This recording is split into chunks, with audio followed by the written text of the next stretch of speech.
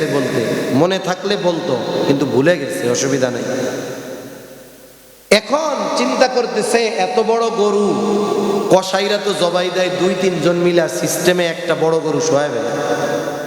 তা কসাইয়ের কাছে কানের সাথে মুখ লাগায় কইতেছে, ওই এত বড় গরু জবাই দিছস কয়জন? কয় 3 জন। কয় জবাই যে দিলি ওই সময় কি বিসমিল্লাহ কইছিলি? কসাই ফরজ ত্যাগ করে বসে রয়েছে কাঁচা দিয়া, কাঁচা বুঝেন তো, হাঁটু মাটু বের করে বসে রয়েছে। কয় চাচা এত বলো দামি না, নামাজ পড়ি না, রোজা রাখি না, নেক আমল কিছু করি না, এটা আমার ব্যক্তিগত, আল্লাহ চাইলে মাফ করে দিতে পারে, কিন্তু ইচ্ছা কইরা বিসমিল্লাহ বাদ দিয়া গরু জবাই দিয়া ওই হারাম গোশত আপনাদের খাওয়াবো, এত বড় বেঈমান আমি না। বিসমিল্লাহ 3 বার কইছি, টেনশনের কোনো কারণ নাই। কয় হ্যাঁ তাইলে ঠিক আছে, কালকে শবে বরাত তো সিনার থেকে দেইখা 10 কেজি গোশত বানা। এবার শবে বরাতের রাত্রে ইবাদত বন্দেগী করবে, খাওয়ার জন্য গরুর গোশত নিচে 10 কেজি, কিন্তু পকেটের টাকাটা কি বলতো? এরকম বুজুর্গ লোক সমাজে আছে না নাই? এই টাকা হারাম, আপনি এটা দিয়ে হালাল কিনবেন, হবে না, এটা হারামের মতো। এজন্য উপার্জনটা যেমন হালাল হতে হবে, খাবারটাও হালাল হতে হবে। এই যে লাইট জ্বলতেছে বলে তার লাগানো 2টা, একটা নেগেটিভ একটা পজিটিভ।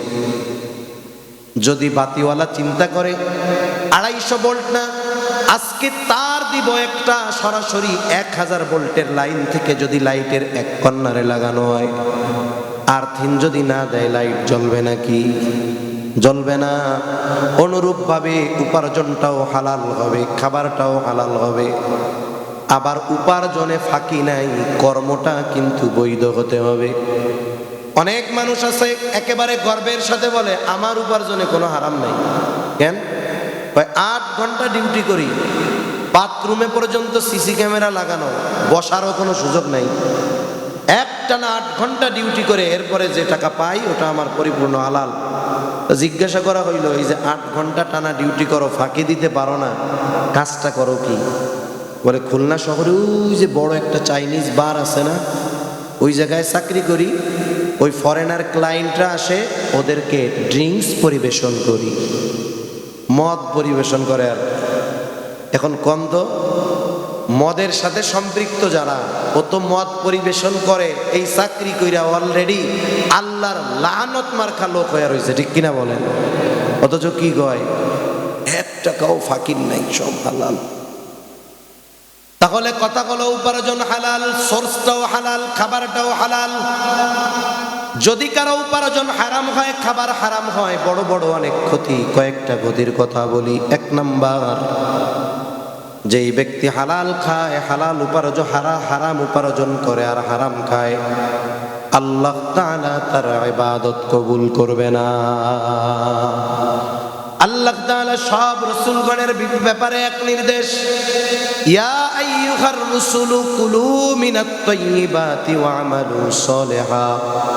হে রাসূলগণ, আপনারা পবিত্র খান আর আমলে সালেহ করেন। তাহলে ইবাদতের আগে পবিত্র খাবার, হালাল খাবারের নির্দেশ দিবেন কে? বুজুর্গানে দিন বলেন, যার খাবার পবিত্র নয়, যার খাবার হালাল নয়, তার ইবাদত আমলে সালেহ হয় না, তার ইবাদত আল্লাহ তাআলার নিকটে কবুল হয় না। 2 নাম্বার, যে হারাম উপার্জন করে, হারাম খায়, তার দোয়া আল্লাহ কবুল করে না। এক ব্যক্তির ব্যাপারে হাদিসের মধ্যে আসছে, লোকটা লম্বা পথ পাড়ি দিয়ে বায়তুল্লাহ আসছে, চেহারাটা মলিন, চুলগুলো উস্কো খুস্কো, লোকটা খুব আবেগ আর দরদ নিয়ে বায়তুল্লাহর গিলাফ ধরে কান্না করতেছে আর দোয়া করতেছে। এই ব্যক্তির দোয়ার এই হালত দেখে অন্যান্য সাহাবা একরাম মনে করতেছে এই ব্যক্তির যে দোয়ার ভাব আল্লাহ ফিরাইয়া দিতে পারেন না, তার মানে এর দোয়া কবুল হবে, কোনো সন্দেহ নেই। অনেক সময় অনেক মানুষ দেখা যায় পাপের কাজে লিপ্ত, কিন্তু খুব আবেগ দরদ নিয়ে দোয়া করে, আছে না নাই? আছে? সজাগ আছেন তো? আবার তাকবীর দেন, নারায়ে তাকবীর। অনেক দিছে জিমাইনাও আজকে লাস্টে চলে রে হুজুরও জিমাই 11টারে 5-6 বার কইতেছে 10টা ওনারে দিছে লাস্টে ওয়াজ করতে লোক আর পায় নাই। তা আমার একটা গল্প মনে পড়ছে বলবো, 2-4-5 মিনিট বেশি হইলে কষ্ট নিয়েন না, 40 বেজে গেছে। বাংলাদেশের একজন নাম করা নায়ক আছে, এর নাম হইল শাকিব খান। নাম কি? শাকিব খান। উনি তখন কেউ চেনে না বাংলাদেশে। আমাদের এক বন্ধু তার ওস্তাদের সাথে সে হজে গেছে। আমার এক বন্ধুর ওস্তাদ ওই কাফেলার জিম্মাদার, ওনার সাথে ওই শাকিব খান হজে গেছে। তখন কেউ তারে চেনে না বাংলাদেশের। হয়তো অভিনয় ছোটখাটো করে, ওই পেশা ধরছে, কেউ তারে চেনে না। কিন্তু মোটামুটি মানুষজন হুজুরও জানতে পারছে এই লোক চলচ্চিত্রে অভিনয় করে, সিনেমা করে, কিন্তু অনেক প্রসিদ্ধ বা পরিচিত না।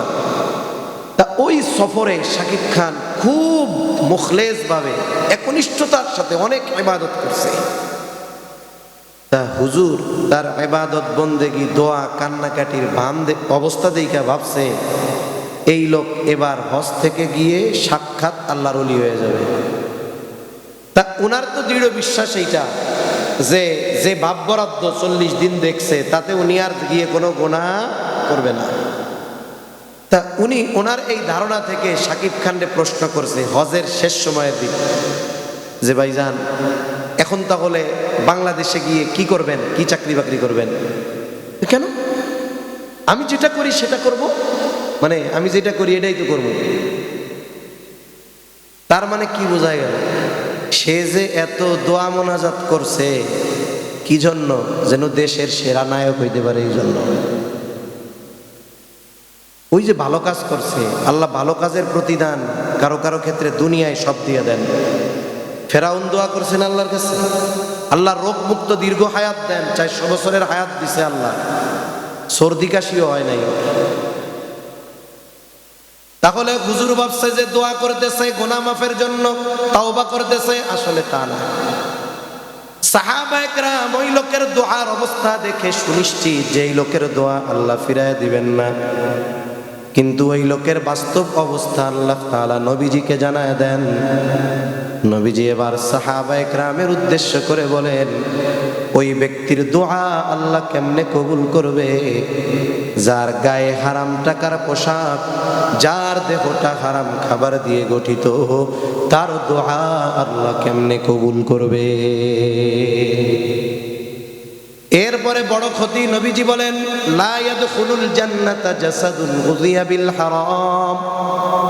নবীজি বলেন হারাম ভক্ষণকারীর শরীর জান্নাতে প্রবেশ করবে না। একজন মুমিন তার ইবাদত যদি কবুল না হয়, তার দোয়া যদি কবুল না হয়, সে যদি জান্নাতে যেতে না পারে, বলেন তো এর চাইতে ব্যর্থতা গ্লানির আর কিছু হতে পারে নাকি? তাহলে হারাম উপার্জন, হারাম খাবার থেকে বাঁচবো। 3 বেলা পেট ভরে খাওয়ার দরকার নাই। আমি 3 বেলা ভালো তরকারি দিয়ে খেতে হবে দরকার নাই। হালাল উপার্জন করব, পান্তা ভাত মরিচ পেঁয়াজ দিয়া লবণ দিয়ে খাবো, তাও হারাম খাবো না, হারাম উপার্জন করব না। এখন ইনশাআল্লাহ আল্লাহ তৌফিক দান করেন। হালাল খাবারের প্রভাব আছে, আল্লাহ তাআলা চেহারা ইমানি নূর বাড়ায় দেয়।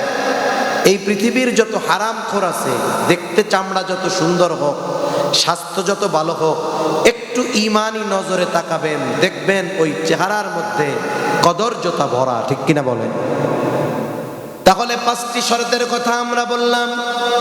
ইমানদার নারী পুরুষ ঈমান ঠিক রেখে ইখলাসের সাথে সুন্নাত তরিকায় ইলম অর্জন করে হালাল খাবার খেয়ে সে যদি ইবাদত করে, নারী হোক আর পুরুষ হোক, বলেন তো তার ওই নেক আমলের কয় ধরনের পুরস্কার? জোরে বলেন। 1 নাম্বার পুরস্কার আল্লাহ দুনিয়ায় দিবে। দুনিয়ায় কি দিবে? আল্লাহ তাআলা বলেন ফালা নুহইয়ান্নাহু হায়াতান তাইয়্যিবা। আল্লাহ তাআলা বলেন তাকে দুনিয়ায় হায়াতে তাইয়্যিবা দেওয়া হবে, পবিত্র জীবন দেওয়া হবে। পবিত্র জীবন। অনেক সময় আমাদের কাছে দোয়া চাই, আমরা দোয়া চাই, আপনাদের খতিব সাহেবের কাছে দোয়া চাই, খতিব সাহেব দোয়ার মধ্যে বলে, আল্লাহ অমুকরে হায়াতে তৈয়বা দেন। বলে কি বলে না? অমুক ভাই দোয়া চেয়েছে খাস করে মাদ্রাসার জন্য, এই দান করছে, আল্লাহ আপনি ওনারে হায়াতে তৈয়বা দেন। কি হায়াতে তৈয়বা? বলবো হায়াতে তৈয়বা কি? হযরত আলী রাদিয়াল্লাহু তাআলা আনহু, রইসুল মুফাসসিরিন আব্দুল্লাহ ইবনে আব্বাস রাদিয়াল্লাহু তাআলা আনহু, মুজাহিদ রহমাতুল্লাহি আলাইহি সহ হাসান বসরি রহমাতুল্লাহি আলাইহি সহ সবার হায়াতে তৈয়বার ব্যাখ্যা একসাথে কইতেছি। হায়াতে তৈয়বার এক ব্যাখ্যা হলো আল্লাহ তাআলা তাকে শান্তিময় পবিত্র জীবন দিবে। খেয়াল দিয়ে শুনবো, কথা কিন্তু শেষ। শান্তিময় পবিত্র জীবন। শান্তি, শান্তির সম্পৃক্ততা অন্তরের সাথে। কিসের সাথে? জোরে বলেন, কিসের সাথে? আর সুখের সম্পৃক্ততা আসবাবের সাথে। যেমন একজনের গরম লাগতেছে, কি দরকার? ফ্যান। ফ্যানেও তার গরম যায় না। বলেন তো সুখের আসবাবের পরে আছে না? এসি লাগাবে। এখন ওনার রুমে 1 টনে হয় না, উনি 2 টন লাগাইছে। শীতের দিন ঠান্ডা লাগে, ল্যাপ খেতাকার থেকে লাঠি মেরে ফেলায় দেয়, কয় ল্যাপ খেতা আর দিব না। কি লাগাইছে? কয় হিটার লাগাইছে। হট অ্যান্ড কুল এসি লাগাই দিচ্ছে। শীতের সময় গরম, গরমের সময় ঠান্ডা।